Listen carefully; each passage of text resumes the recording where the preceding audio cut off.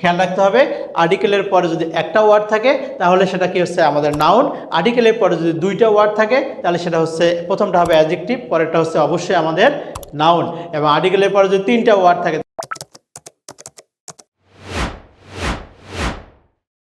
He worked for a while.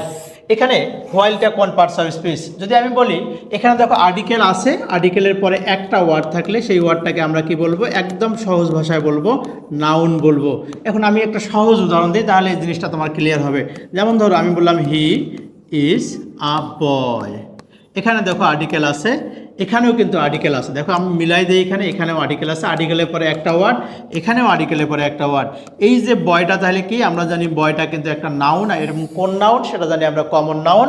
তার মানে এটা যদি নাউন হয় তাহলে হোয়াইলটাও কিন্তু আমাদের নাউন। খেয়াল রাখতে হবে আর্টিকেলের পরে যদি একটা ওয়ার্ড থাকে তাহলে সেটা কি হচ্ছে আমাদের নাউন, আর্টিকেলের পরে যদি দুইটা ওয়ার্ড থাকে তাহলে সেটা হচ্ছে প্রথমটা হবে অ্যাডজেক্টিভ, পরেরটা হচ্ছে অবশ্যই আমাদের নাউন, এবং আর্টিকেলের পরে যদি তিনটা ওয়ার্ড থাকে তাহলে প্রথমটা অ্যাডভার্ব, পরেরটা অ্যাডজেক্টিভ, পরেরটা নাউন।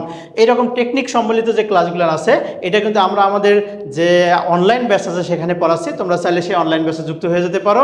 সবাই ভালো থাকো, সুস্থ থাকো, সবার জন্য শুভকামনা থাকলো। আল্লাহ হাফেজ। ভর্তি হতে ভিজিট করুন www.online.rcctube.com অথবা কল করুন 09613 662 000 এই নাম্বারে।